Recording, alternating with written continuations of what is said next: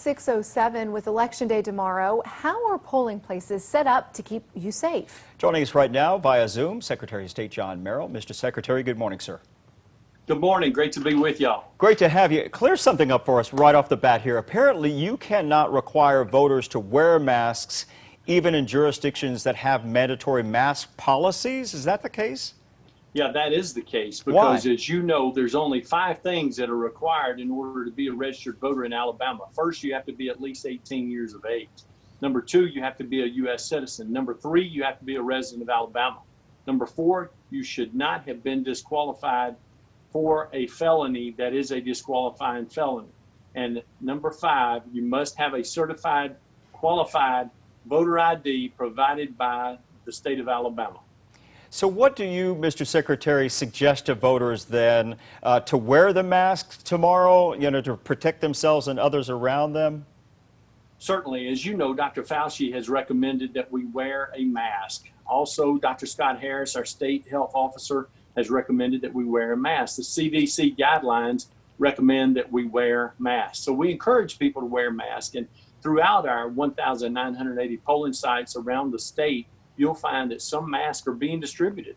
And if you'd like to have one, many places will make one available to you. However, no one will be refused the opportunity to vote because they don't have a mask. Got it. When we talk about safety, and you know it's very important, does this sort of Absolutely. all call into question that Supreme Court ruling blocking curbside voting? And one could argue that it could possibly have been safer to allow voting curbside instead of many people in a precinct all at one time, especially when you can't mandate wearing a mask. Well, and one could more effectively argue that we had 110 days to apply for an absentee ballot before the election. Okay. So anyone that wanted to vote absentee away from the polls had more than 110 days to make a successful application for the absentee ballot, which is due today by the close of business. Want to make that clear. Again, if you have that absentee ballot, it has to be postmarked today by the end of the day, correct?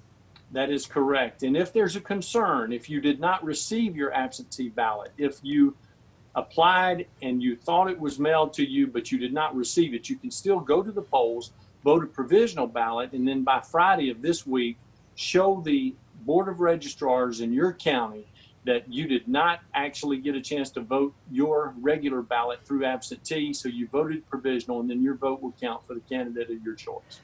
Mr. Secretary, a lot of the poll workers are in that vulnerable age. How are you guys taking steps to keep them protected and safe when folks go to vote tomorrow?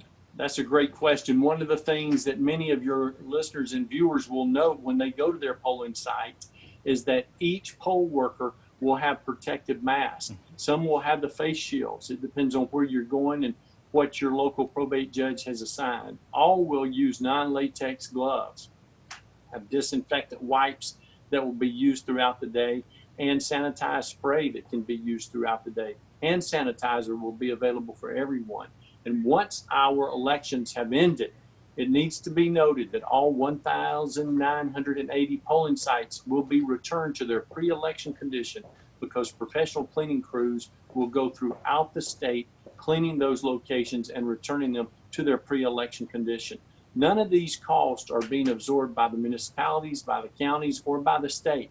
It's all being absorbed in the $2.2 million appropriation given to us by the federal government through the CARES Act that was passed in March. Got a few seconds left, Mr. Secretary, about 15 seconds if you can. What about turnout? What are you feeling so far? What are you seeing so far?